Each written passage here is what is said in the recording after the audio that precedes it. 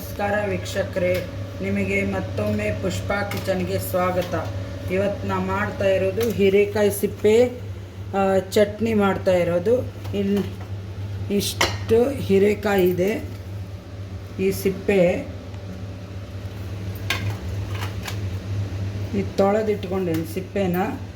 ಮತ್ತು ಅದಕ್ಕೆ ಒಂದು 2-3 ಸ್ಪೂನಷ್ಟು ಎಣ್ಣೆ ಹಾಕಿದ್ದೀನಿ. ಮೆಂತೆ ಸ್ವಲ್ಪ ಹಾಕಬೇಕು.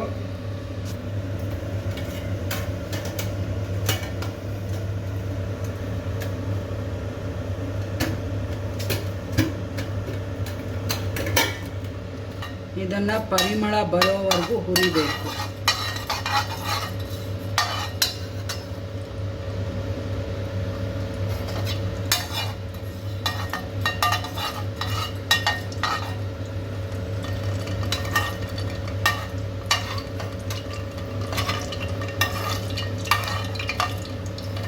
ನೋಡಿ, ಚೆನ್ನಾಗಿ ಹುರಿದಿದೆ.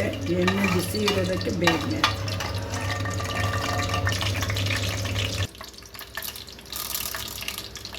ಒಂದು ಹಿಡಿಯಷ್ಟು ಉದ್ದಿನಬೇಳೆ ಹಾಕಬೇಕು.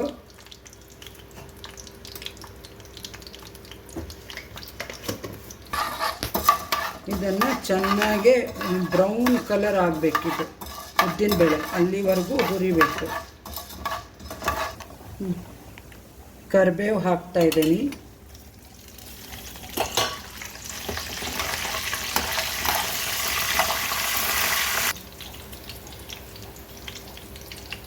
ಜೀರಿಗೆ ಹಾಕ್ತಾ ಇದ್ದೀನಿ 1 ಸ್ಪೂನು ಫ್ಲೇವರ್ಗೋಸ್ಕರ.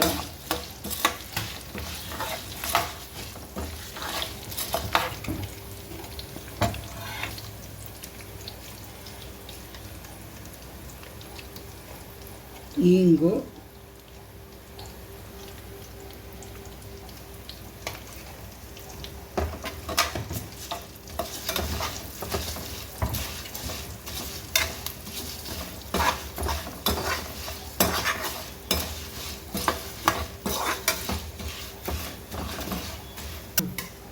ಇವಾಗ ಹಸಿಮೆಣಸಿನ್ಕಾಯಿ ಹಾಕ್ತಾ ಇದ್ದೀನಿ. ಹಸಿಮೆಣಸಿನ್ಕಾಯಿ ಸ್ವಲ್ಪ ಸಾಫ್ಟ್ ಆಗಬೇಕು ಎಣ್ಣೆಯಲ್ಲಿ. ನೋಡಿ, ಎಲ್ಲ ಸಾಫ್ಟ್ ಆಗಿದೆ. ಇವಾಗ ಹೀರೆಕಾಯಿ ಹಾಕ್ತಾ ಇದ್ದೀನಿ.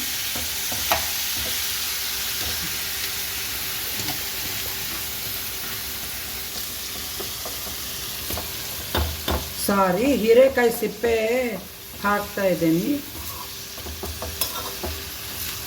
ಇದನ್ನು ಚೆನ್ನಾಗಿ ಕಲರ್ ಒಂದು ಸ್ವಲ್ಪ ಬ್ರೌನಿಷ್ ಬರೋವರೆಗೂ ಹುರಿಬೇಕು ಇದು ಸಿಪ್ಪೆನ.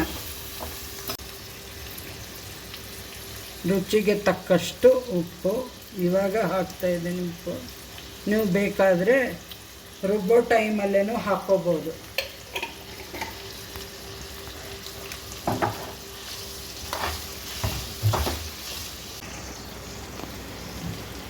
ಇವಾಗ ಕಾಯಿ ತುರಿ ಹಾಕ್ತಾ ಇದ್ದೀನಿ.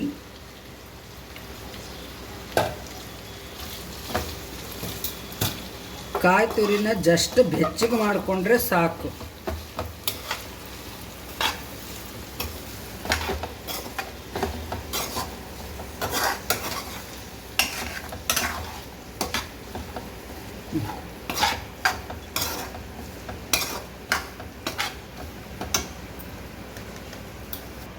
ಬೆಲ್ಲ ಹಾಕ್ತಾ ಇದ್ದೀನಿ. ಆಮೇಲೆ ಹಸಿ ಶುಂಠಿ, ಹುಣಸೆಹಣ್ಣು.